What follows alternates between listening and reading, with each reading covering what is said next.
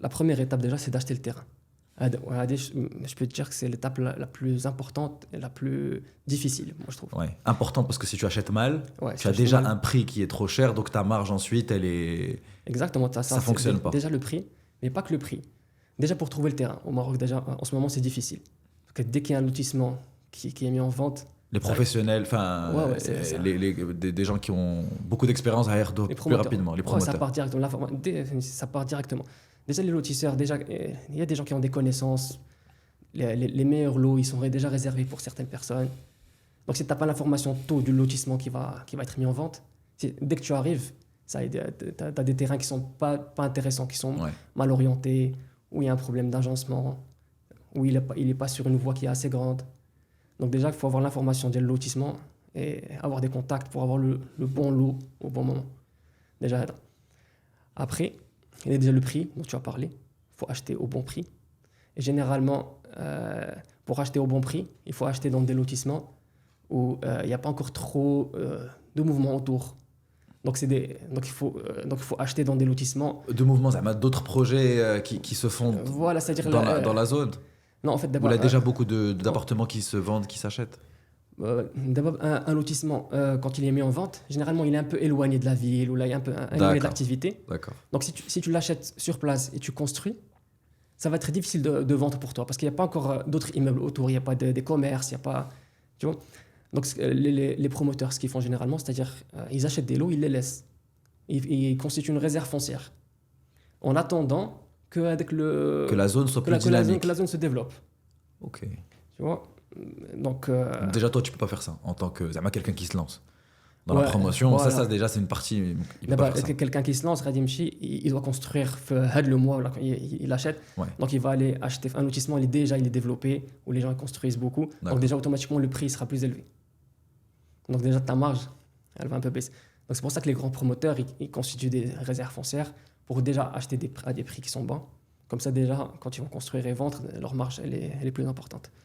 Ok, donc là, tu as acheté le terrain. Très important, il doit être au bon endroit, tu dois l'acheter au bon prix, etc. Il faut savoir demander les bons papiers. Ensuite, étape 2, une fois que tu as acheté le terrain. Une fois que tu as acheté le terrain, mais l'achat de terrain, mais elle fait pas mal de choses à faire avant d'acheter le terrain Ok, pour pas te faire avoir, tu vois. Mais c'est pas que ça. d'accord. Demander des papiers administratifs pour voir qu'est-ce que tu peux construire là-bas, c'est quoi la surface que tu peux exploiter. Légitime ou soliti comme ça directement, tu peux te faire avoir. J'ai eu un ami qui vient de se faire avoir pour une affaire comme ça. Il n'a pas Mais- demandé les bons papiers. Il a acheté- مثلا un exemple, alors on va pas parler de tout bien sûr. Ouais, bien sûr. Je vais te donner un Si quelqu'un exemple. se lance, faudra tout à Un regarder. exemple ولكن un exemple de chez Haja si tu regardes Ouais, pas. Il a acheté une villa à Darbouzza qui est passée, avec la zone, elle est passée en zone immeuble. Donc c'est une ancienne villa. Donc il l'a acheté pour faire un immeuble. Il n'a pas demandé la note de renseignement. Et la note de renseignement, il est كتقول par exemple, il avait une façade de 12 mètres. Ah, La note de renseignement, parmi les informations اللي كتعطيك, c'est-à-dire شحال de recul ou شحال خصك تهرب على هذا le voisin هذا de 8 mètres. Tu dois t'éloigner de 8 mètres de ton voisin pour pouvoir construire. Et de 8 mètres de ton voisin à gauche, de 8 mètres c'est énorme. 8 mètres, c'est énorme. Donc il te faut à peu près 8 et 8, 16. ولكن Donc, ملي il te faut كتشوفها en 26. surface كتضربها في la longueur, ça fait beaucoup de surface que tu Ah, perds tu des deux perds. côtés. C'est Exactement. énorme. Enfin, potentiellement plus de deux côtés. Mais... Exactement. Même dans Darbouzza, ils veulent qu'il y ait de l'espace. Ils Ouais. veulent pas que tu Ouais. colles les immeubles. Ouais. Ouais. Donc oui, il a acheté, il avait une façade de 12 mètres. Donc là, tu 8 mètres, 8 mètres, tu n'as plus rien. Waouh, c'est bon. Donc là, il est obligé soit d'acheter chez son voisin, soit son voisin, il achète de chez lui. Ni l'un ni l'autre ne peuvent rien faire avec le. Donc tu vois, si tu fais pas attention à les informations, tu ne demandes pas le bon papier, tu peux très vite te faire avoir. Tu peux des fois un terrain à un bon prix, mais derrière, il y a anguille sous roche. Ok. Et là, la partie construction, etc. Ensuite, tu es un petit sur le terrain en parlant avec des promoteurs qui t'ont accompagné, etc. La première fois que tu l'as fait. Exactement, voilà. Après, tu passes l'étape de l'architecte, après le bureau d'études. Mais moi, j'ai été accompagné étape par étape.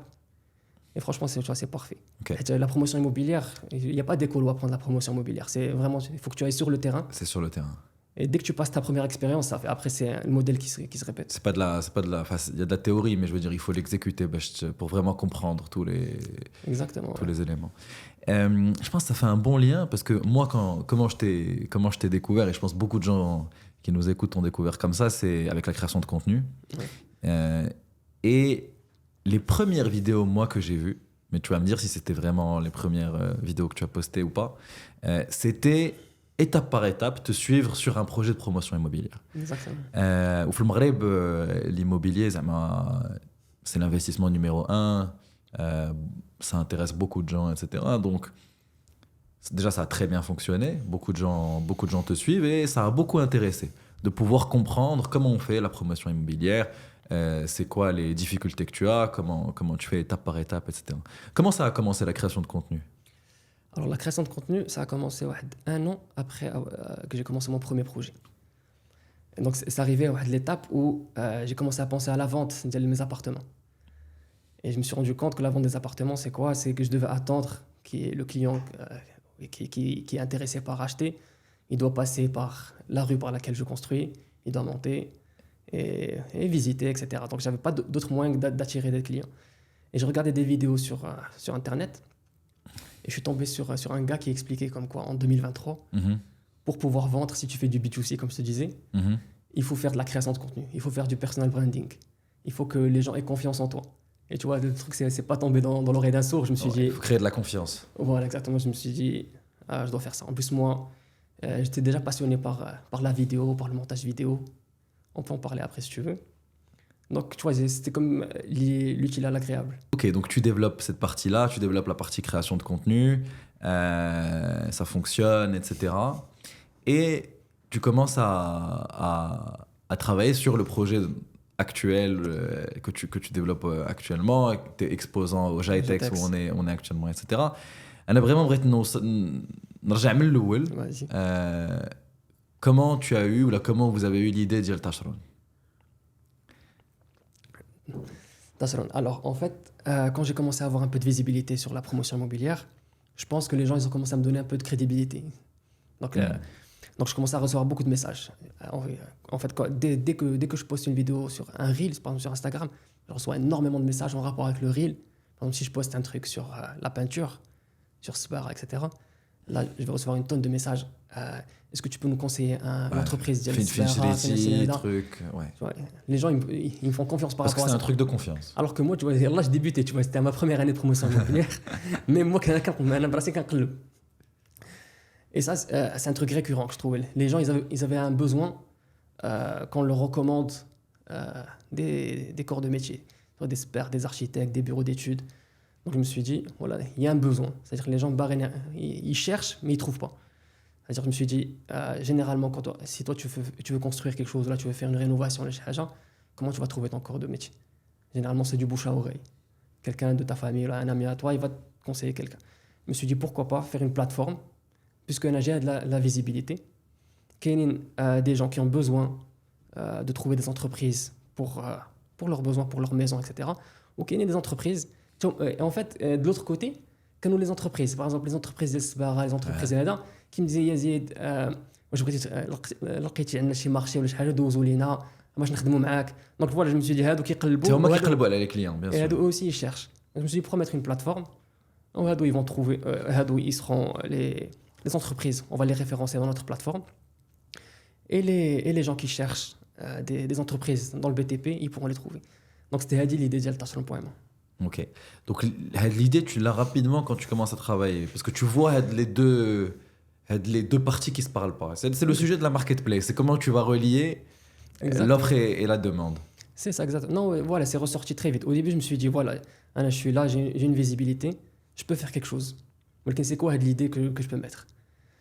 Avant, au début, je me suis éparpillé. Tu as envisagé d'autres idées? Au début, c'était une sorte de formation, parce que je reçois aussi beaucoup de messages des gens qui veulent se lancer dans la promotion immobilière. Okay. J'ai 600 000 dirhams, j'ai 1 million, j'ai 1,5 million, notre famille, on veut commencer, mais on ne sait pas par où commencer. Est-ce que tu peux nous accompagner? Je reçois des tonnes de messages sur ça, mais je ne peux pas le faire avec chacun. Okay. Donc je me suis dit, pourquoi pas. Au début, la base de l'idée, c'était de faire une sorte de formation.